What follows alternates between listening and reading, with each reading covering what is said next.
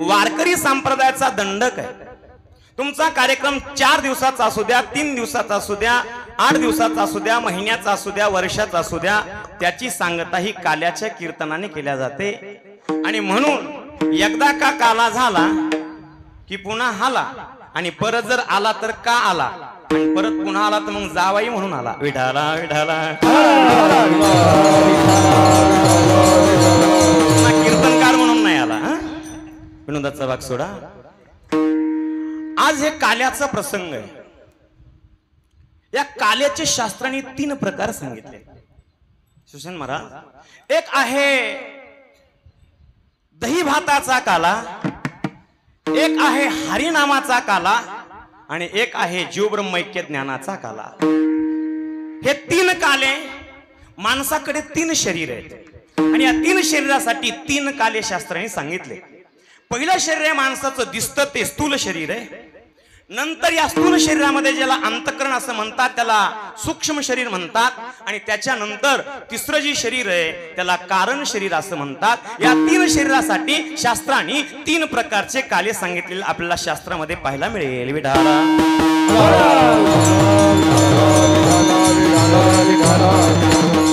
पहिलं जे हे दिसतं ते माणसाचं स्थूल शरीर आहे।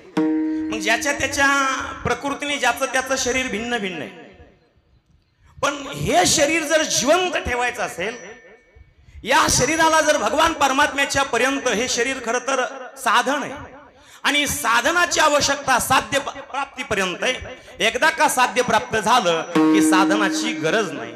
विठाला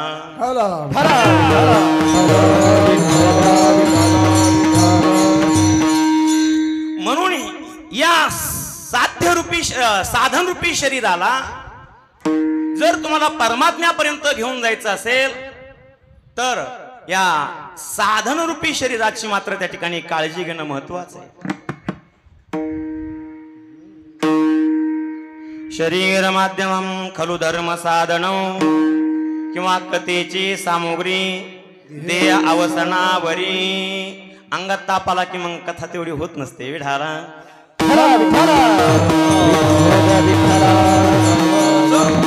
या शरीराला जर तुम्हाला सदृढ बनवायचं असेल, निरोगी बनवायचं असेल, मजबूत बनवायचं असेल, आणि परमात्म्याच्या साध्यापर्यंत या साधन रूपी शरीराने जायचं असेल तर त्याच्यासाठी तुम्हाला एक काला महत्वाचा, अर्थात तुम्हाला खाल्लं पाहिजे। कारण की माणसाचा प्राण हा अन्नमय कोशाचा आहे, आणि अन्नमय कोशाचा प्राण असल्यामुळे याला अन्नाची गरज आहे असं म्हणतात।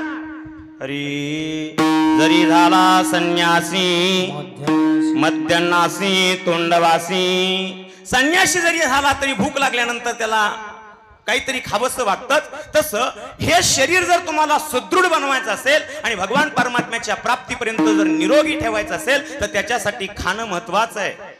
खाल्लं पाहिजे, पण पचन असं खाल्लं पाहिजे, पचन असं खाल्लं पाहिजे। खात असताना माणसाने जगण्यासाठी खाल्लं पाहिजे, खाण्यासाठी नाही जगलं पाहिजे। विठाला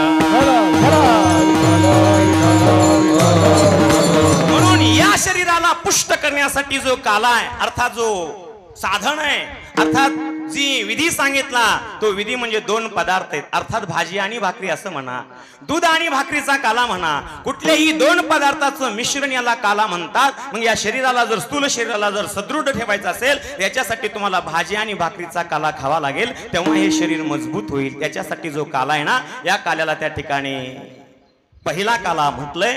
हे स्थूल शरीर आहे, आणि स्थूल शरीरासाठी त्या ठिकाणी दही भाताचा काला शास्त्राने सांगितलाय। विठाला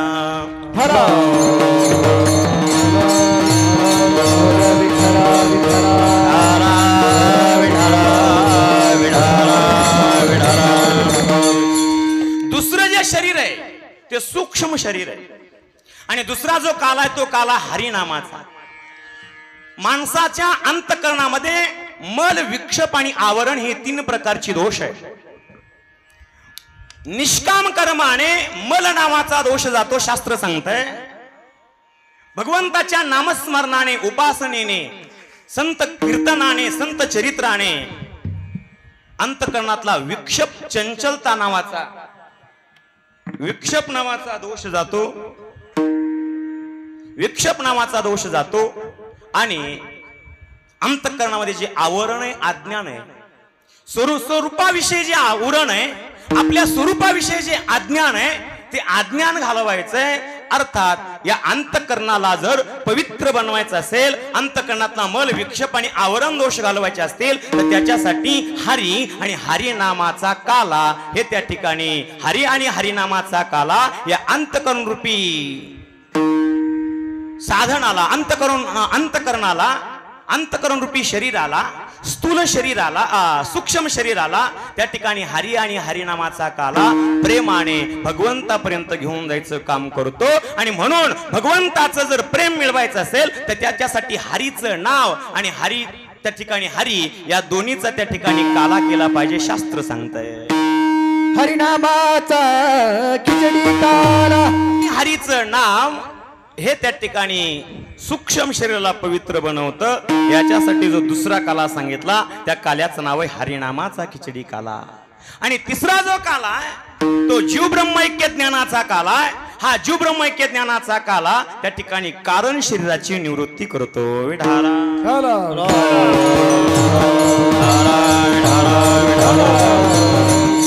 कारण शरीर म्हणजे अज्ञान.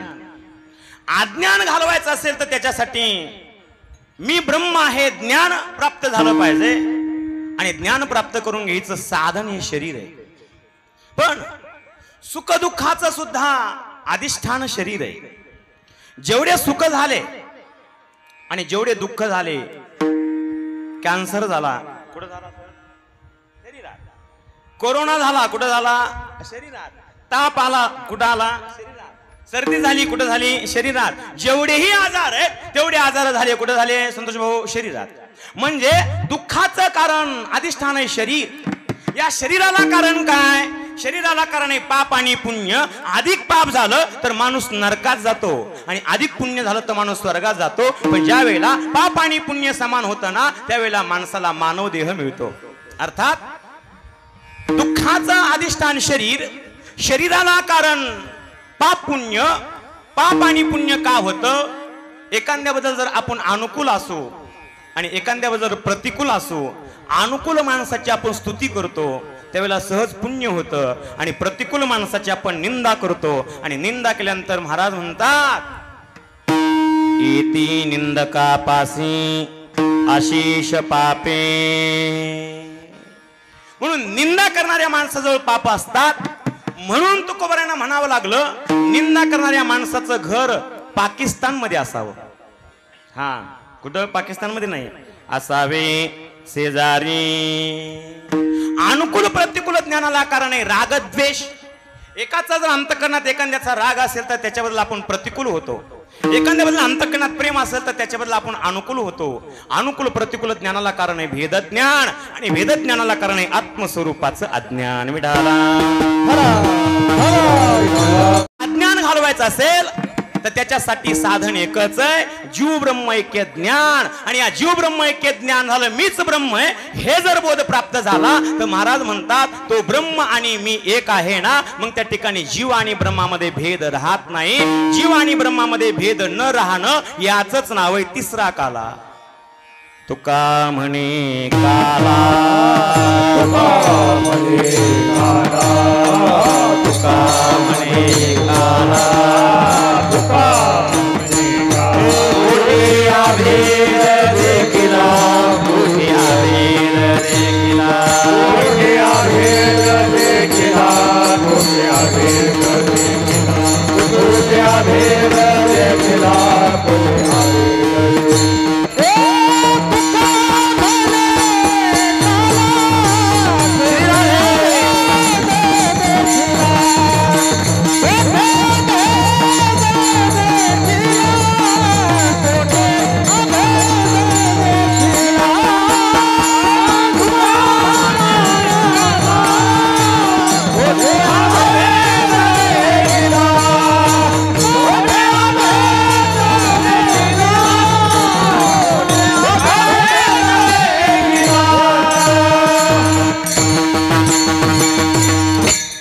तुका म्हणे काला कोटे अभेद देखिला. भगवान परमात्मानी मी एक आहेत असा दोन्ही मध्ये अभेद होणं, भेद नाहीसा होणं, याचं नाव आहे जीव ब्रह्मैक्य ज्ञान. आणि हे जीव ब्रह्मैक्य ज्ञानाचा काला त्या ठिकाणी अज्ञान रूपी शरीराला नष्ट करतो. विडाला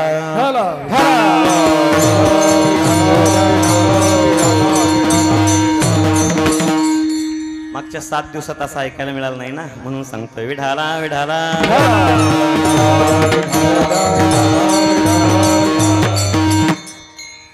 आणि असा जो काला आहे ना, हा काला फक्त आणि फक्त संतांच्या संगतीत मिळतो, नाही तर वैकुंठातल्या लोकांना सुद्धा हा काला ऐसे नाही. सुग्रीव महाराज कवळ काही काल्याचे तुका म्हणे काला वैकुंठी दुर्लभ कोरडे महाराज विशेष हा लाभ संत संगे. वा, दोन्ही प्रमाण समर्पक आहेत. पण कीर्तनाची जर वेळ लागली रे बाबा, तर त्याला जबाबदार तुम्ही असाल. विढाला विढाला विढाला.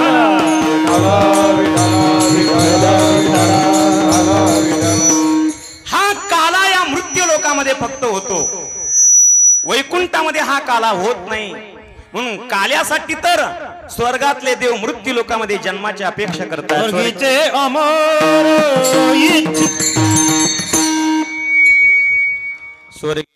अमर इच्छिताती देवा मृत्यू लोकी व्हावा जन्मामा.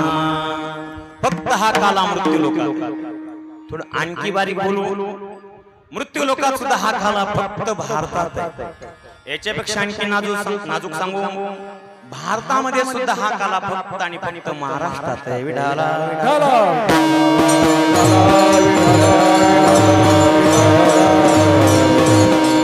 आणखी बारीक सांगू, महाराष्ट्रात सुद्धा हा काला फक्त आणि फक्त वारकरी संप्रदायात आहे. इतर संप्रदायात हा काला नाही, फक्त वारकरी संप्रदायात हा काला आहे. याच्यापेक्षा आणखी बारीक सांगू, ज्याने काला केला, ज्याने पहिल्यांदा काला केला, त्याने सुद्धा 11 वर्षात फक्त एकदाच काला केला. विढाला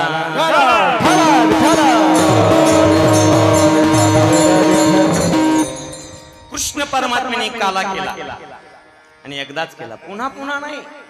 रोज तो गाई घेऊन जायचा, चारायचा, खेळायचा, अनेक प्रकारचे खेळ खेळायचा, पण काला मात्र त्याने जीवनात एकदाच केला. कारण की परमात्म्याला सुद्धा हा काला पुन्हा पुन्हा करता आला नाही. पण मला असं वाटतंय आपण महाराष्ट्रीयन माणसं भाग्यवान आहे. मला असं वाटतंय आपल्या वारकरी संप्रदायात आपण वारकरी भाग्यवान आहेत. मला असं वाटतंय की आपण सध्या महाराष्ट्रामध्ये आजच्या दिवशी जवळजवळ भारतात आणि महाराष्ट्रात जवळजवळ 80% गावामध्ये आज काला असणार आहे.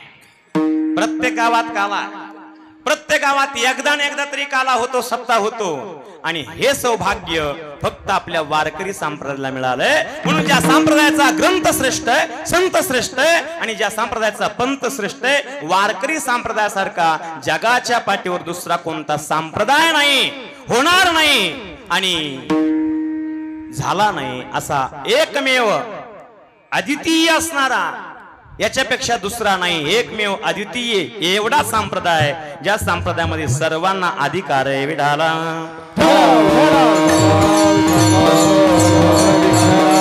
आणि हा काला भगवंताने केला, कधी केला, कुठं केला, काय केला, याचं आपण चिंतन करणार आहे. अधर्म वाढला होता आणि अधर्म वाढल्यानंतर पृथ्वीला पापाचा भार सहन होत नव्हता. पृथ्वी गाईचं रूप धारण करते आणि ब्रह्मदेवाजवळ जाते. वत्सरूपी पृथ्वी ब्रह्म्यापासी जाय, नेत्री वाहे तोय सांगतसे, पापीजे अभक्त दैत्यजे मातले, धरणीसी झाले ओझे त्याचे. त्याला ब्रह्मदेवाने भगवान परमात्म्याची प्रार्थना केली. श्री अनंता मधुसूदना करिताती स्तवना पुरुषसुक्ताने भगवंताची प्रार्थना केली. आणि प्रार्थना केल्यानंतर भगवंताने सांगितलं, काळजी करू नका, या मृत्यू लोकामध्ये मी जन्माला येणार आहे आणि तुमच्या पृथ्वीवरचा भार नाहीसा करणार आहे. जेव्हा जेव्हा अधर्म वाढतो ना, तेव्हा तेव्हा भगवान परमात्मा अवतराला येत असतात. यदा यदा धर्मश्य ग्लानिर्भवति भारत अभ्युत्थानम धर्मस्य तदात्मानं सृजाम्यहं. तुलसीदास जी लिखतायत जब जब हुई धर्म की हानि वाड़िया धर्म असुर अभिमानी तब तब धरी प्रभु विविध शरीरा हारऊ कृपानिधि सजन पीरा हारऊ कृपानिधि सजन पीरा राम सिया राम जय सिया राम राम सिया राम जय सिया राम राम सिया राम जय सिया राम राम सिया राम जय सिया राम. ज्या ज्या वेळा धर्म होतो त्या त्या वेळेला भगवान परमात्मा धरातलावर येतात. नोहे नोहे तर धर्माची स्थापना करण्यासाठी केला नारायणी अवतार. भगवान धरातलावर यायचं ठरवतात. कंस नावाचा राक्षस उन्मत्त झालेला आहे. या कंसाचा जन्म विचित्र आहे. कंसाची आई जिचं नाव आहे पद्मावती आणि वडील आहे ज्या वडिलांचं नाव आहे उग्रसेन. उग्रसेन आणि पद्मावती एक वेळा फिरत फिरत वन विहार करण्यासाठी येतात. गर्ग संहिता लिहिते, भागवतात नाही आलं. विहार करता करता येतात त्यावेळेला एक द्रुमिल नावाचा राक्षस आहे. त्या द्रुमिल नावाच्या राक्षसाची सावली पद्मावतीच्या गर्भावर पडते. त्यावेळेला पद्मावतीच्या पोटामध्ये गर्भ आहे. आकाशवाणी होते पद्मावती तुझ्या गर्भात जो बालक जन्माला येणार आहे ना तो तुझ्या कुळाचा नाश करणार आहे. तो बालक जन्माला येतो. पद्मावती त्या बालकाला जन्माला आल्यानंतर आकाशवाणीची आठवण होते. एका पेटीमध्ये घालते आणि आपला बालक आपल्या कुळाचा नाश करणार आहे ना म्हणून याला जिवंत कशाला ठेवायचंय म्हणून मथुरेमधून यमुनेमध्ये त्या बालकाला सोडून देते. गर्ग संहिता लिहिते मथुरेच्या खाली 6 किलोमीटर अंतरावर एक गाव होतं. आता ते मथुरेत मिसळलंय. त्या गावाचं नाव होतं शौरी आणि त्या शौरी नावाच्या गावाचा राजा होता सुरसेन. आणि या सुरसेनाची बायको होती जिचं नाव आहे मारिशा. हे नाव लक्षात ठेवा मारिशा. मारिशा आणि सुरसेनाला संतती नव्हती म्हणून उदास होते. एक दिवस यमुनेच्या काठावर हे दोघंही बसले होते आणि बसले असताना मनामध्ये भाव होता आपल्याला संतती नाही, वय झालंय. तेवढ्यामध्ये त्या यमुनेमध्ये ती पेटी वाहत वाहत वाहत खाली येते. पेटी पाहते ती मारिशा माता आणि पेटीला उचलते. त्या पेटीला उघडते आणि पेटीमध्ये एक सुंदर अतिशय एखाद्या राजाचं बाळ असावं असं बाळ दिसतो. त्या बाळाला घेते. बाळाला घेतल्याबरोबर तिला वात्सल्य निर्माण होतं. ते आपल्या वात्सल्याने त्याचं पोट भरते, त्याला दूध पाजते आणि घरी घेऊन येते आणि त्या बाळाचं नाव ती कंस ठेवते. विठाला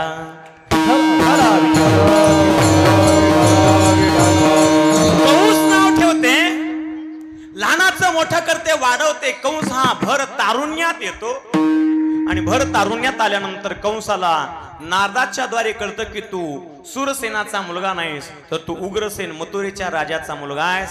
कंस आपल्या आई वडिलांनी आपला यमुनेमध्ये सोडून दिले याचा त्याच्या मनामध्ये राग येतो. बलवान बनतो. अनेक शत्रू दुष्ट माणसं जवळ घेतो आणि बलवान बनल्यानंतर मथुरेत जातो आणि मथुरेतून आपल्या बापाला उग्रसेनाला राजसिंहासनावरचं खाली काढतो आणि राजसिंहासनावर खाली काढून कारागृहात टाकतो. गुरुजी सर, जगाच्या इतिहासात 2च मुलं होऊन गेलेत की ज्यांनी आपल्या बापाला सिंहासनावरचं खाली उतरून कारागृहात टाकलंय. पहिला आहे कंस आणि दुसरा आहे औरंगजेब. जगाच्या इतिहासात जुन्या काळात पण आता 2025 साली घराघरामध्ये कंस आहे. आई वडिलाची जमीन स्वतःच्या नावावर करून घेतो आणि आई वडिलांना रानात शेतात शेड मध्ये राहायला जा म्हणतो. हा कंस नाही तो कोण आहे? कंस बापाला कारागृहात टाकतो पण तोपर्यंत कंसाच्या सख्या बहिणीचे लग्न झाले होते. कंसाला नंतर 9 मुलं झाले, भाऊ झाले होते. कंसाचा चुलता देवक या देवकाला सुद्धा 7 मुली झाल्या होत्या, त्याच्यातल्या 6 मुलीचे लग्न झाले होते. कंस राजा बनला होता, पण लोकांनी मला चांगलं म्हणावं म्हणून दंबे करी सोंग मानावया जगाने मानावं म्हणून माणसं दांभिक माणसं सोंग करतात. कंसाने सोंग केलं, आपल्या चुलत बहिणीचं लग्न ठरवलं. लोकांनी म्हणावं बघा ना किती चांगला माणूस आहे, सख्या बहिणीचं कोणी करीना, चुलत बहिणीचं लग्न एवढ्या थाटामाटात केलंय. पण विचार आला लग्न करायचं कोणाबरोबर, आपली बहीण द्यायची कोणाबरोबर. लक्षात आलं ज्याने आपल्याला सांभाळलंय, लहानाचं मोठं केलंय, त्या सुरसेन आणि मारिशा, त्यांना नंतर 10 मुलं झाले होते. आणि त्या 10 मुलातला पहिला मुलगा होता ना, ज्याचं नाव होतं वसुदेव. आणि त्या वसुदेवाला आपली बहीण द्यायची कंसाने ठरवलं. का तर त्याने आपल्याला सांभाळलं होतं. वसुदेवाच्या आईचं नाव होतं मारिशा आणि वसुदेवाच्या बापाचं नाव होतं सुरसेन आणि भगवान कृष्ण परमात्म्याच्या आजीचं नाव होतं मारिशा. विठाला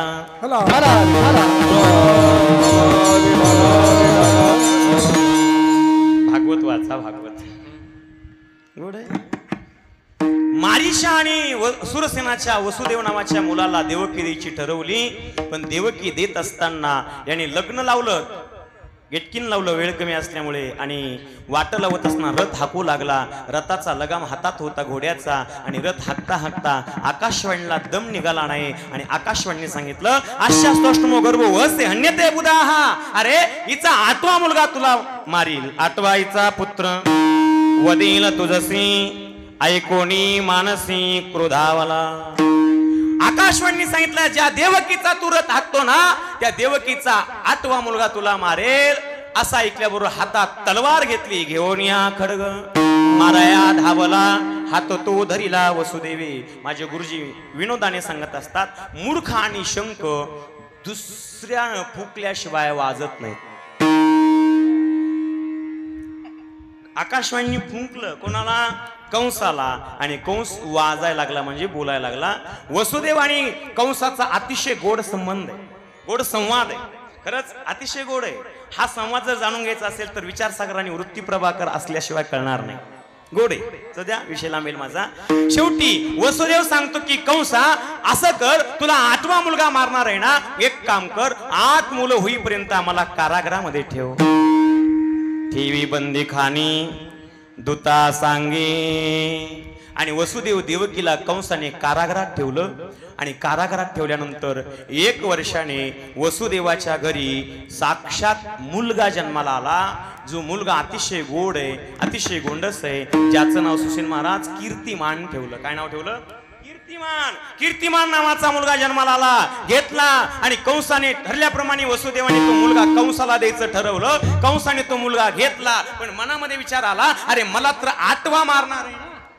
हा कितवा? हनुमान महाराज पहिला आहे, मला 8वा मारणार आहे. पहिल्याने माझं काय केलं म्हणून तो मुलगा वापस द्यायचं ठरवलं वापस द्यायचं. पण तेवढ्यामध्ये नारद तिथं येतात. नारद त्यांचं नावच आहे. लोकांनी नारदाला खरं बदनाम केलंय. नारद त्याला म्हणतात नारम ज्ञानम ददाति इति नारदहा. जो जगाचं कल्याण करण्यासाठी जगाला ज्ञान देतो तो नारद आहे. नारद तिथे येतात आणि नारद सांगतात कंसा मूर्ख झाला असतो, अरे 8वा तुला मारणार आहे. पण आकाशवाणी हे तर सांगितलं नाही ना, 1 2 3 4 5 6 7 8, 1 2 3 4 5 6 7 8. खालून 8वा मारणार आहे का वरून 8वा मारणार आहे? कधी कधी गणितामध्ये 1 कमी होत असतो आणि कधी कधी गणितामध्ये 1 जास्त होत असतो, वाढत असतो. तसं कंसाने गणित समजून सांगितलं. लक्षपूर्वक ऐका. 1 कमी कधी कधी कधी गणितात 1 कमी होत असतो. कसा होतो ऐका. 3 मित्र होते. मैत्री आपली आपली होती, मैत्री पक्की होती, पण खर्च आपला आपला होता. आणि 3 जण हॉटेलला जेवायला, तुमचं लक्ष ऐक नाही पाहावं लागतं कधी कधी. 3 जण हॉटेलला जेवायला गेले. आणि हॉटेलला जेवायला गेल्यानंतर बिल झालं 25 रुपये. जुना काळ होता पुरुषोत्तम सर. 25 रुपये बिल झालं. आणि बिल झाल्यानंतर खिशातून 3घाने 10-10 रुपये काढले. गणित लक्षपूर्वक आहे का? 10-10 रुपये काढले. सिद्धू भाऊ बिल किती झालं? 25 रुपये. खिशातून 10-10 काढले की झाले 3घाचे 30 रुपये. त्या वेटरनं ते 30 रुपये घेतले, गल्ल्यात टाकले. बिल 25 झालं होतं. वापस किती आणले? 5 रुपये आणले. वा, 5 आणले, पण त्या 5 मध्ये 2चा 1 होता, 1 रोकडा 2चा होता आणि 3 रोकडे 1-1चे होते. त्या तिघांना पटकन 1-1चा रोकडा उचलला आणि खिशात टाकला. खाली राहिले 2 रुपये. चालत म्हणजे वाटून घ्यायचे म्हणल्यावर घेता येणार नाहीत, एकाला कमी पडेल. 50-50 पैसे करायचे म्हणजे तर 50 पैसे जास्त होतील. काय करावं म्हणून तिघांनी विचार केला, वाद घालण्यापेक्षा हे 2 रुपये आपण त्या वेटरला टिप म्हणून देऊ. आणि वेटरला टिप म्हणून ते 2 रुपये देऊन टाकले. आता मला सांगा, एकाच्या खिशातून सुरुवातीला किती गेलते शामराव? 10 रुपये. 10 गेले होते, 1 वापस आला होता. 10 मधून 1 वापस आला म्हणजे एकाला जेवण केवढ्याला पडलं? 9 रुपयाला. म्हणजे एकाला जेवण 9ला पडलं. मग एकाच्या खिशातले 9 गेले, 9 त्रिक 27. आणि त्या वेटरनं खिशात घातले 2 रुपये. की झाले? 1 रुपया गेला कुठं? कुठे गेला? माझ्या पाकिटात नाही घातला गाव, नाही घातला. एक गेला कुठंच नाही, फक्त बोलण्याची भाषा तशी आहे. कधी कधी गणितात एक वाढतो सुद्धा. एक माणूस असाच दूध घालायचा, दूध तालुक्याच्या गावाला, आणि दूध घालायचा म्हणून पायी जायचा. म्हणून त्याने विचार केला, आपण दूध घालण्यासाठी सायकल घ्यावी. सायकल जुना काळ होता आणि जुन्या काळात जुन्या बाजारात 50 रुपयाला त्याने सायकल घेतली. मचो भाऊ 50 रुपयाला सायकल. 6 महिने दूध घातलं आणि 6 महिने दूध घातल्यावर बऱ्यापैकी पैसा आला आणि माणसाला पैसा नीट बसू देत नाही. म्हणून त्याने विचार केला, आता सायकल कशाला. सायकल लावली आणि सुशील महाराज त्यांनी मोटरसायकल घेतली. मोटरसायकल घेतली, चालू लागला. त्याचा व्यवसाय चालला होता. पण एक दिवस त्याच्या मनामध्ये आलं, आपल्या घरामध्ये सायकल पडू नये, आपण विकली पाहिजे. म्हणून चांगली सायकल होती, 1 हाती वापरली होती, नवीच होती. त्याने ती सायकल विकायला काढली आणि घेणाऱ्या माणसानं सुद्धा सायकल घेतली. त्यांनी सांगितलं केवढ्याला? तो म्हणला 50 रुपयाला. वेळ कमी असल्यामुळे त्यानं 50 रुपये दिले, सायकल घेतली आणि निघाला. पण याने कधी कधी कुठं कीर्तन कथा ऐकली होती आणि कधी कधी ऐकल्यामुळे त्यांनी असं ऐकलं होतं की आपण घेतलेली वस्तू विकत असताना कमीत कमी 4-2 रुपये कमी करून तरी विकावी. म्हणून त्याने विचार केला, आपण पाप करतोय, आपण 6 महिने वापरली ना, आपण त्याच्यातले 5 रुपये कमी करू. 5 म्हणून त्याने 5 रुपये कमी करायचे ठरवले. पण तोपर्यंत तो बस स्टँडच्या पुढे गेला होता. म्हणून त्याने आपल्या छोट्या मुलाला बोलवलं 8-10 वर्षाच्या आणि सांगितलं, रे बाळू इकडे, आता ते सायकल घेऊन गेलेले मामा आहेत ना, त्यांना आपण हे 5 रुपये घेऊन दे. आपण 50 रुपयाला सायकल विकली होती, पण आपण 5 रुपये कमी केलेत, घेऊन जा. पण त्या बाळूने पैसे घेतले आणि तो बाळू थोडा विचित्र होता. बाळू असा म्हणला, आपल्या पप्पाला काही कळत नाही. आणि असंच असतंय लहानपणी. आई वडील म्हणतात आमच्या मुलाला काही कळत नाही. लग्न झाल्यावर ती म्हणते, बरोबर आहे, असंच आहे ना, आपल्या सर्वांच्या अनुभव आहे. आणि म्हातारपणामध्ये पुन्हा पोरं म्हणतात आमच्या बापाला काही कळत नाही. असंच असतंय. तर म्हणलं बापाला काही कळत नाही. त्याने काय केलं, त्या 5 रुपयातले 3 रुपये खिशात टाकले आणि 2 रुपये त्या सायकल घेणाऱ्या माणसाला दिले. सांगा आता आप्पा, सायकल घेतली ती केवढ्याला? 50 रुपयाला. त्या माणसाला वापस किती आले? 2 रुपये. म्हणजे त्याच्या खिशातून गेले किती? किती गेले भैया साहेब? 50ला सायकल घेतली होती, त्याला 2 रुपये वापस मिळाले. म्हणजे सायकल केवढ्याला पडली? 48 रुपयाला. ते 48 रुपये आणि त्या पोरानं खिशात घातले 3 रुपये. 48 आणि 3 1 रुपया कुठून आला? माझ्या पाकिटातला काढला का? कधी कधी एक वाढत असतो गणितात, तर कधी कधी एक कमी होत असतो. तसं कंसाने नारदाने कंसाला समजून सांगितलं, एक जर सोडला तर दुसरा 8वा होईल, 4था प्रवाह होईल. असं सांगून सांगितलं की त्या मुलाला मार. का सांगितलं? भेटे देव ऋषी. कंसाचं पुण्य कमी करायचं वध. मार त्या बाळकाला. मारला. दुसऱ्या वर्षी दुसरा मुलगा जन्माला आला, ज्याचं नाव सुसेन. त्या सुसेनला मारलं. 3ऱ्या वर्षी 3रा मुलगा जन्माला भद्र. 4थ्या वर्षी 4था समर्दन. 5व्या वर्षी 5वा भद्रसेन. 6व्या वर्षी 6वा रुजू. 7व्या वर्षी देवकीच्या गर्भातला गर्भ काढला आणि रोहिणीच्या गर्भामध्ये नेऊन घातला. रोहिणी गर्भी नेवणी 7 वाजू गर्भ. नेवणी घातला नकळे कोणाला देवाविना. रोहिणी गर्भामध्ये नेऊन घातला. देवाला माहित नव्हतं, देवाशिवाय कोणाला माहित नव्हतं. मायावी शक्तीने केलं. आणि 8व्या वर्षी 8वा मुलगा देवकीच्या गर्भात आता प्रगट झालाय. अष्टमी तिथी येते. श्रावण महिना आता आजपासूनच उद्यापासून सुरू होणार आहे श्रावण महिना आला, अष्टमी तिथी आली, गोकुळाष्टमीचा दिवस आहे, रात्रीचे 12 वाजून गेलेले आहेत, वसुदेव देवकीच्या हातामध्ये बंधन आहेत, पायामध्ये बंधन आहेत, बेड्या आहेत आणि रात्रीच्या 12 वाजता देवकीच्या पुढे 8 वर्षाचे भगवान प्रगट झाले. भागवतकार लिहितात, तमाद्भुतम बालकम अंबुजक्षणं चतुर्भुजं शंख गदार युधायुधं. हातामध्ये शंख चक्र गदा आणि पद्म घेतले, 8 वर्षाचे भगवान आहेत आणि देवकीच्या पुढे उभे राहिलेत आणि देवकीला म्हणतात, माँ देख माँ, मैं तेरा बेटा बनकर आया हूँ माँ, मुझे अपने गोदी में ले लो माँ, मुझे एक बार अपना बेटा कहकर बुला लो माँ. देवकी माँ कहती है, अरे पैदा हुआ बेटा कभी 8 साल का होता है क्या? तो कितना होता है? बहुत छोटा होता है. तो माँ मुझे क्या करना पड़ेगा? तुझे और छोटा बनना पड़ेगा. भगवान 7 वर्षाचे होतात. आई आता घे ना मांडीवर, आता मुलगा म्हणणं, आता दूध पाजना, आता पदरान झाकना. देवकी माँ पुन्हा म्हणते, अरे जन्मल्याला मुलगा कुठं 7 वर्षाचा असतो का? मग काय करू, लहान हो. भगवान 6 वर्षाचे होतात, आणखी लहान 5 वर्षाचे होतात, आणखी लहान 4 वर्षाचे होतात, आणखी लहान 3 वर्षाचे होतात, आणखी लहान 2 वर्षाचे होतात, आणखी लहान 1 वर्षाचे होतात, आणखी लहान 6 महिन्याचे होतात, आणखी लहान 3 महिन्याचे होतात, आणखी लहान 2 महिन्याचे होतात, आणखी 1 महिन्याचे होतात, आणखी लहान 15 दिवसाचे होतात, आणखी लहान 8 दिवसाचे होतात, आणखी लहान 4 दिवसाचे होतात आणि 4 दिवसाचे भगवान देवकीला म्हणतात, माँ देख माँ, मैं अभी बहुत छोटा बन गया हूँ माँ, मुझे अपने गोदी में ले लो माँ, मुझे एक बार अपना दूध पिला लो माँ, मुझे अपने आंचल से ढक लो माँ. देवकी माँ कहती है, अरे मुझे लगता है तू मेरा बेटा नहीं, तू मेरे बाप बनकर आए हो. अरे पैदा हुआ बेटा कभी बात करता है क्या? पैदा हुआ बेटा कभी 4 भुजा लेकर आता है क्या? भगवान सांगतात, मग काय करू, 2 हात घालव, चतुर्भुजम, 2 हात घालवतात आणि अगदी लहान होतात. आता 1 दिवसाचे होतात, आता अर्ध्या दिवसाचे होतात, आता 2 तासाचे होतात, आता 1 तासाचे होतात. कथेत चांगलं रंगत ते कीर्तन आहे.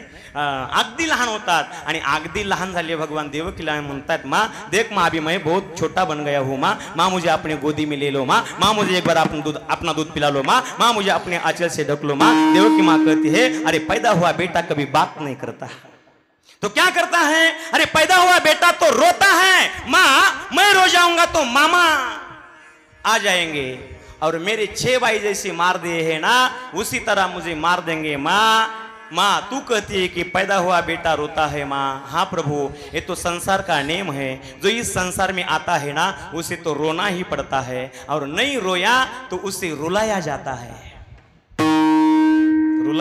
है.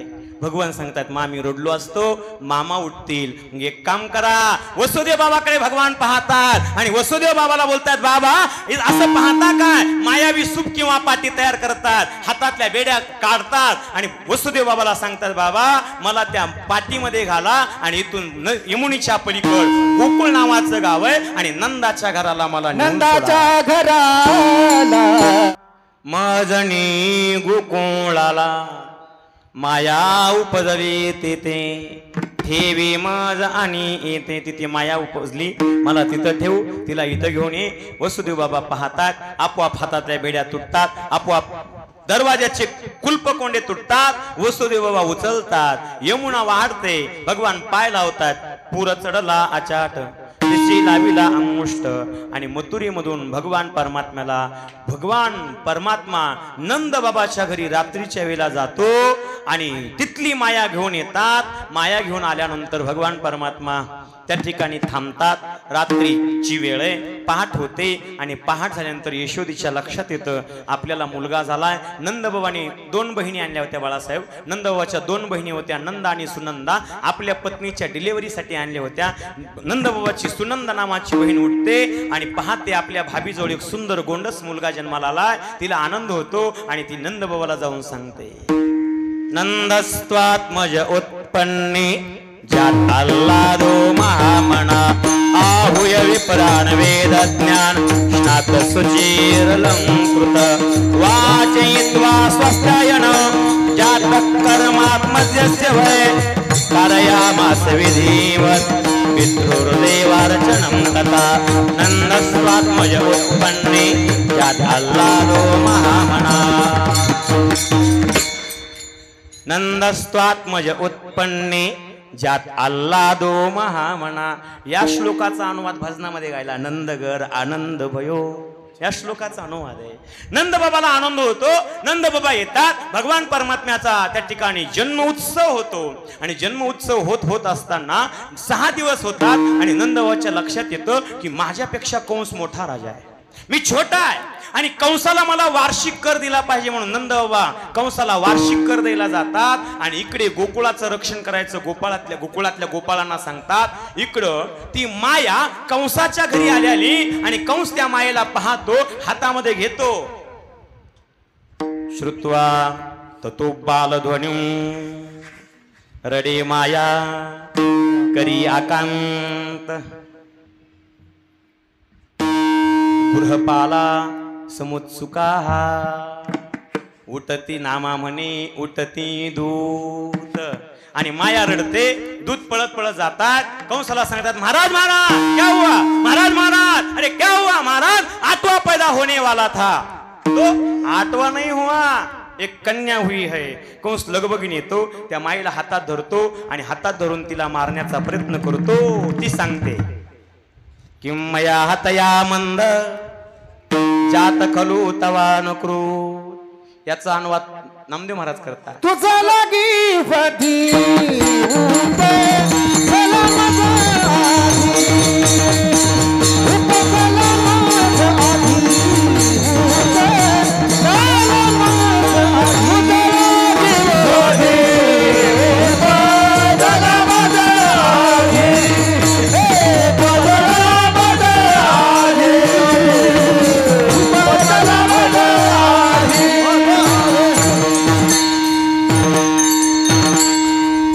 लागी वदी उपजला मजा आधी. आणि ती कंसाला जाता जाता इशारा करते, तू मला काय मारणार आहेस, तुझा शत्रू गोकुळात जन्माला आलाय. कंस तातडीची लगबगीची मीटिंग घेतो. एक मावशी उठते, ज्या मावशीचं नाव आहे बकी. अहो बकी स्तनकाल कोटं जिगंसयाप्य यदप्य साधिं लेबे गतिं दातृचितान्त त्वन्यं कंवादयालु शरणं व्रजेम कंवादयालु शरणं व्रजेम कंवादयालु शरणं व्रजेम. अहो बकीयं स्तनकालकूटं. बकी तिला पुतना म्हणतात. पुता नेती नपी. ती पुतना जी लहान लहान मुलांना नेऊन मारते, तिचं नाव आहे पुतना. पुतना येते, एवढी सुंदर सजते, एवढी सुंदर सजते आणि नामदेव महाराज सांगतात नंद बाबाच्या घराला येते. स्वरूप सुंदर देवाला म्हणे आली नंदाच्या घराला स्वरूप सुंदरा देवांगना. नंदाच्या घराला येते. यशोदेने कन्हैयाला पाण्यात घालून झोपी घातलेले आणि पुतना येते, सुंदर सजली आली आहे. आणि आल्यानंतर विचारते यशोदे ओळखलंस मला. यशोदा नुसती पाहत राहते. बाळासाहेब विचार करते, ओळखलं म्हणावं कोण्या गावची माहित नाही, नाही ओळखलं म्हणावं. आपल्या मुलाला आशीर्वाद द्यायला आली, काय करावं बोलत नाही. कधी कधी आम्हालाही असंच होतं. आम्ही असंच 8-8 दिवस फिरत राहतो, म्हणजे बोमलत नाही म्हणा, कथा कीर्तनासाठी फिरत राहतो आणि 8-8 दिवस राहण्याचा योग येतो. आणि योग आल्यावर पुन्हा 4-2 वर्षांनी महाराज कुठंतरी भेटत असतात. असंच एकदा परभणीला 3 वर्ष कथा केली आणि लॉकडाऊन पडलं महेश महाराज. 2 वर्ष पुन्हा कथा नाही, काहीच नाही, काहीच नाही. लय महाराज लोक रिवर्स आले त्या लॉकडाऊन मुळे. लय वाटोळ झालं सुशन महाराज आपला. तेव्हा तुम्ही नवीन नवीन लागले होते कीर्तनाला. असू द्या, कुठंतरी भरून काढू, काय अडचण नाही. आणि असंच पुन्हा 2 वर्ष वारी नाही, काही नाही. 3ऱ्या वर्षी वारी सुरू झाली. आम्ही वारीत आपली तुकोबरायांची दिंडी, आमची नारायण बाबाची 25 नंबर. त्या माऊल्या काही माऊलीच्या दिंडीत होत्या. वाखरीला माऊलीचं रिंगण असतंय आणि तुकोबराय पुढे जातात. आता सर्वांना आपल्याला माहिती आहे. आणि तेवढ्यामध्ये आम्ही भजन करत जाऊ लागलो. घोड्याच्या पुढे 6 नंबर, रथाच्या पुढे 25 नंबर वांगेकर दिंडी. आणि चालता चालता त्यांनी लांबून पाहिल्यानं मला हाक मारली, रासवे महाराज जय हरी जय हरी. या या या जवळ आल्या, बोलल्या, बरं वाटलं, दर्शन घेतलं, दक्षिणा दिली. पुन्हा तर जास्तच बरं वाटलं. म्हणजे महाराज लोकांना दक्षिणा देऊन पाया पडल्यावर जास्त बरं वाटत असतं. म्हणजे आता कीर्तन संपल्यावर पुन्हा ते असते ना, म्हणून सांगायलो तुमच्या लक्षात यावं म्हणून. विठाला विठाला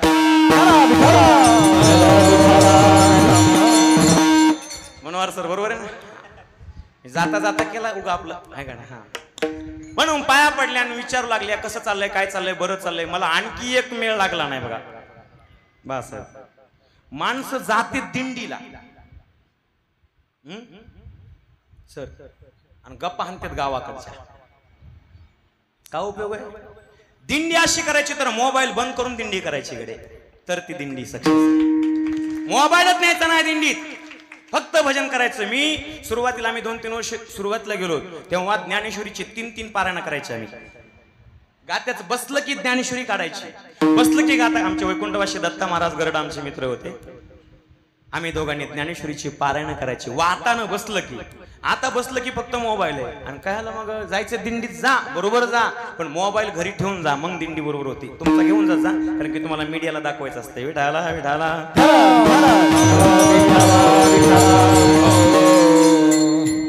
त्यांनी विचारलं, मी म्हणलं सहज बोलू लागल्या आणि मी असं दबत दबत बोलू लागलो. त्यांच्या लक्षात आलं यांनी आपल्याला ओळखलं नाही. नवीन माणूस असला की जरा दबत दबत बोलते ना ओळखीचं. मी असं विचार केलं कोण्या गावच्यात कोण्या गावच्यात. तेव्हा त्याच्यात एक जण म्हणल्याच, महाराज ओळखलं का? माझ्याबरोबर एक जण होता, तो म्हणला नाही ओळखलं. म्हणलं त्यांचं फसलं तर फसलंय, आपण कशाला फसू द्यायचंय. मी म्हणलं आजी मावशीबाई मी काय ओळखलं नाही. असं म्हणल्याबरोबर त्या मला म्हणल्या, काय कमाल आहे महाराज, ओळखलं नाही म्हणता. 3 वर्ष 7-7 दिवस आमच्या घरी राहिला, 3 टायमाला मड पडूस तर बापाची. समजलं तुम्हाला? खाल्लंय. आणि आता तुम्ही आम्हाला ओळखीत नाहीत. तसं यशोदेला वाटलं ओळखलं म्हणावं, जवळची निघाली. नाही ओळखलं म्हणावं, जवळची निघाली तर ओळखण का नाही. ओळखलं म्हणून लांबलची निघाली, नव्वद चांगली साडी नेसवली. आली होती कशाला? मुलाला बघायला. बरं नुसती रिकामी नव्हती आली, किडूक मिडूक घेऊन आली होती. आणि किडूक मिडूक घेऊन आल्यावर साडी नेसवत लागती म्हणून. मग काय यशोदा काहीच बोली नाही. तिने सांगितलं मी तुझी बहीण आहे. यशोदेने सांगितलं असेल कुठे कुठे तुझा मुलगा. यशोदेने सांगितलं माझा मुलगा आताच पाळण्यात झोपलाय. भगवान म्हणतात माँ कितनी भोरी है मेरी माँ तू कहते की माँ मेरा लाला सो गया है माँ मैं सो जाऊंगा तो दुनिया सो जाएगी माँ सुन माँ मैं यहाँ सोने के लिए नहीं आया हूँ, पुतना जैसे लोगों को सुलाने के लिए आया हूँ, और तू कहती की मेरा लाला सो गया है. भगवान रडतात. एक पुतना पाळण्याजवळ जाते, बालकाला उचलते, आपल्या वक्षस्थलावर विष लावलंय ते वक्षस्थल भगवंताच्या मुखामध्ये घालते आणि भगवान तिचे पंचप्राण ओढतात. श्री वल्लभाचार्यांनी सुबोधिनी नावाच्या ग्रंथात त्याची 21 कारणं सांगितलेत. जवळजवळ 12:30 वाजून गेलेत. 21 कारणं सांगितलेत. 1:30 वाजलाय का? बर आलंय आवरत. शेवटी पुतना भगवान परमात्मा पुतनेला शोषतात आणि पुतना सांगते सामुंच मुंचाल मिति प्रभासिनी निष्पीड्यमाना किल जीव वर्मणी विवृत्त नेत्री चरणो मुजो उहो. अरे सोड सोड सोड ऋषिकेशी मी तुझी मावशी. शेवटी भगवान पुतनेचा वध करतात. हळूहळू वाढतात. 3 महिन्याचे होतात. 3 महिने झाल्यानंतर त्या ठिकाणी शकटभंजन उत्कच नावाचा राक्षस हिरण्याक्षाचा मुलगा उत्कच, या उत्कचाला लोमश नावाच्या ऋषीने शाप दिला म्हणून तो अंगहीन झाला होता. गाडीवर येऊन बसला म्हणून त्याला शकटभंजन म्हणतात. त्याचं खरं नाव आहे उत्कच. त्या उत्कचाला अर्थात शकटभंजनाला मारतात. 6 महिन्याचे होतात. तृणावताला मारतात. हळूहळू भगवान वाढतात आणि वाढता वाढता वाढता भगवान आता 2-2.5 वर्षाचे होतात आणि 2-2.5 वर्षाचे भगवान रांगू लागतात. आणि रांगत असतानाच रांगत रंगणी स्वरितलोनी धावणी धरिते गवळणी भगवान परमात्म्याने गोपाळांना एकत्रित केलं. जगातली पहिली संघटना बालगोपाल चौरी मंडल. लहान लहान गोपाळांना एकत्रित केलं. सांगितलं अरे तुम्हाला खायला नाही का? कन्हैयाने सांगितलं खायला नाही का? गोपाळाने सांगितलं भरपूर आहे पण आमची आई आम्हाला देत नाही. दही दूध बाजाराला विकायला जातं. मग भगवंताने सांगितलं असं आहे का, एक काम करा आपण चोरी करू. चोरी. पेंद्या म्हणला चोरी करणं शक्य नाही, चोरी करणं पाप आहे. कन्हैयाने सांगितलं आपल्याला फक्त खायचंय. ठीक आहे, चोरीचं प्रशिक्षण सुरू झालं. चोऱ्या करू लागल्या आणि चोऱ्या करता करता गोकुळातल्या गवळणी यशोदेच्या घरी येऊन गराणे सांगू लागल्या. गराणे सांगता सांगता सांगता अनेक गवळणी गराणे सांगायला येतात. यशोदा गराणे ऐकते आणि शेवटी कृष्णाला विचारते कार्य तू खोड्या करतो? कन्हैयाने सांगितलं कोण म्हणलं? या गवळणी म्हणतात ना. कन्हैयाने सांगितलं या गवळणीचं तू ऐकते आणि त्यांचं ऐकून तू मला मारते. आई मी तुझा एकुलता एक आहे, मी काही खोडी केली नाही बघ. आई तू त्यांचं ऐकून मला मारू नको बघ. आई मी नाही खोडी केली. आई तू कोणाच ऐकू नको, आई मजला मारू नको. यशोदेला भगवान बोलतात आई त्यांचं ऐकून तू मला मारू नको. हळूहळू भगवान वाढतात. 3 वर्षाचे होतात तेव्हा यमल अर्जुनाचे 2 झाडं मोडून पडतात आणि गोकुळ सोडून भगवान वृंदावनामध्ये येतात। वृंदावनामध्ये आल्यानंतर गोवत्स नावाची द्वादशी येते। त्या गोवत्स द्वादशीच्या दिवशी यशोदा गाई आणि वासराचं पूजन करते आणि 3 वर्षाच्या कन्येला सांगते की कृष्णा आता आजपासून तू शाळेत जा। त्या काळातली शाळा म्हणजे गाई चारणं आणि भगवान सांगतात ठीक आहे मी उद्या रानात जाईल आणि माझ्या बरोबर गाई घेऊन जाईल। अरे तुम्ही सारे गोपाळ गाई घेऊन रानात या। सर्व गोपाळ गाई घेऊन रानात येतात आणि रानात आल्यानंतर अनेक यमुनीच्या काठावर खेळ मांडतात। हमामा हुमरी हुततो आट्यापाट्या सुरपाट्या लगोरी नावाचा खेळ मानतात। लगोरी खेळ मांडिला लगोरी। कृष्णा आता खूप भूक लागली कन्याने सांगितलं मग काही नाही आपलं आता जेवण केलं पाहिजे। झाडाला बांधल्या शिदोरी आहेत सर्वांनी सोडल्या पण कन्याने सांगितलं शिदोरी सोडायची ना जेवायचंय ना पण त्याच्यासाठी असं जेवता येणार नाही। आपण जी गाया सोडल्यात ना त्या गाया आपल्या चरत चरत चरत चरत खूप लांब गेल्यात ना त्या लांब गेलेल्या गाया आपल्याला पहिल्यांदा वळवून आणावं लागतील। चला वळू गाई चला वळू गाई चला वळू गाई चला वळू गाई चला वळू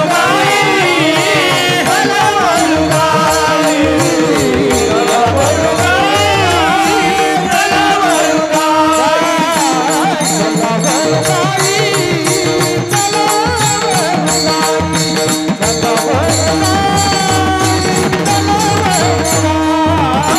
चला वळू गाई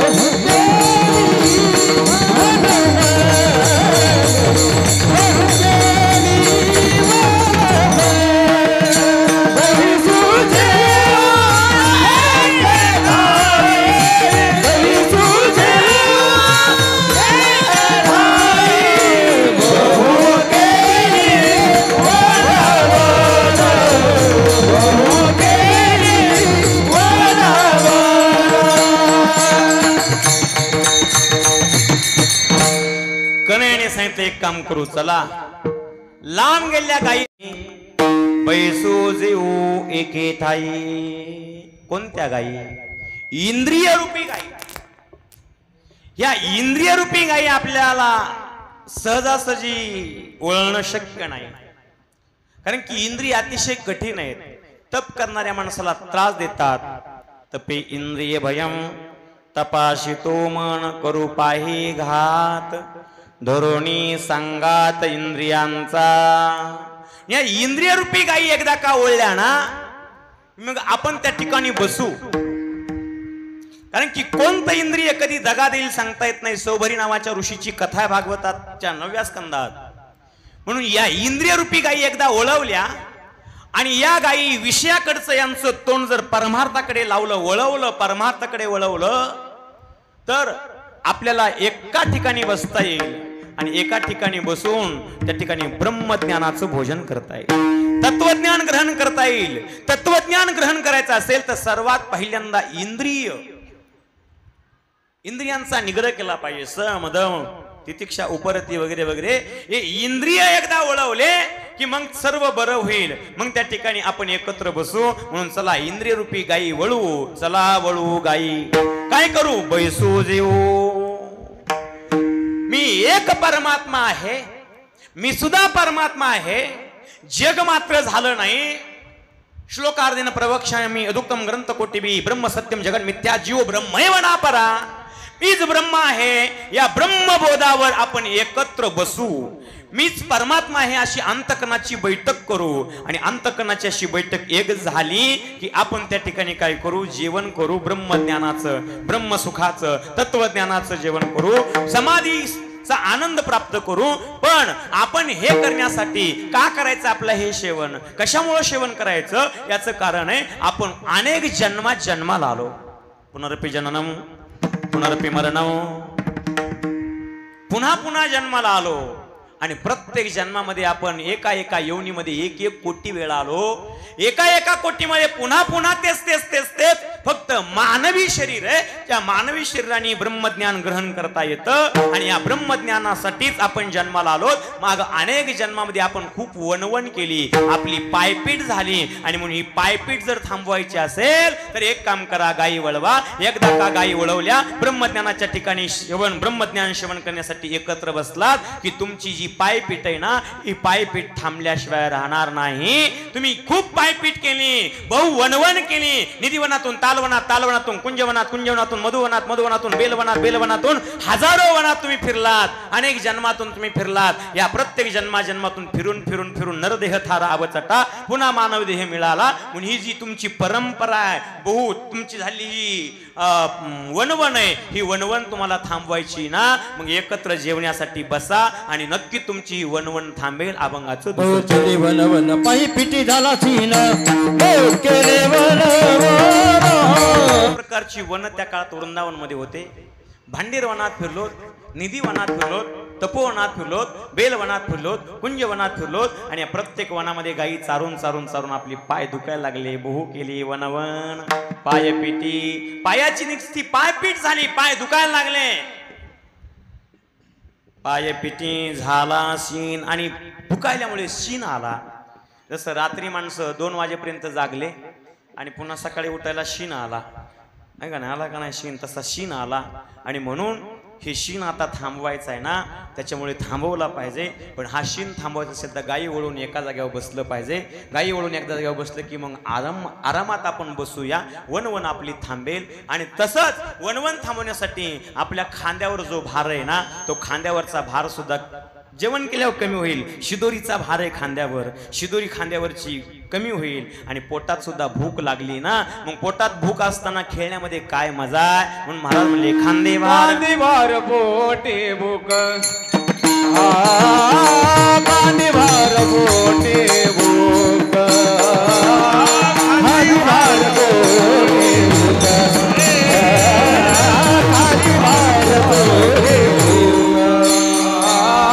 खांदे भार पोटे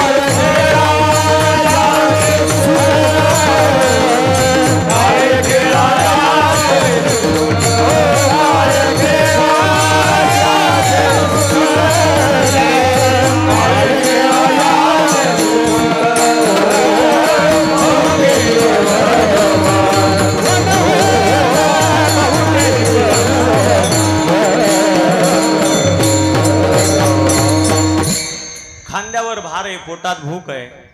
पहिला अर्थ आहे खांद्यावर शिदोरीची भार आहे आणि पोटामध्ये भूक आहे. दुसरा अर्थ आहे खांद्यावर कर्माचा भार आहे आणि पोटामध्ये ब्रह्मज्ञानाची भूक आहे. ब्रह्मज्ञानाची भूक मिटवायची आहे आणि खांद्यावरल्या कर्माचा भार घालायचा. खांद्यावरच्या कर्माचा भार गेल्याशिवाय ब्रह्मज्ञानाची भूक मिटणार नाही. आणि या दोन्ही गोष्टी करायच्या असतील तर मग गायी इंद्रिय रूपी गायी वळवल्याशिवाय हे शक्य नाही. मग एकदा का इंद्रिय रूपी गायी वळवल्या, महाराज म्हणले सर्व गायी आम्ही वळवू, सर्व इंद्रिय आम्ही वळवू, पण मन नावाची गाय ना, तुका म्हणे तो राख म्हणेरी मग त्या येरी आम्ही जाणू. ही मन नावाची गाय खूप चंचल आहे. चंचल मी मन कृष्ण माती बलवत दृढ बहुत चंचल चपळ येता जाता न लगे वेळ. 11 गोष्टी चंचल आहे, त्याच्यात मन एक चंचल आहे.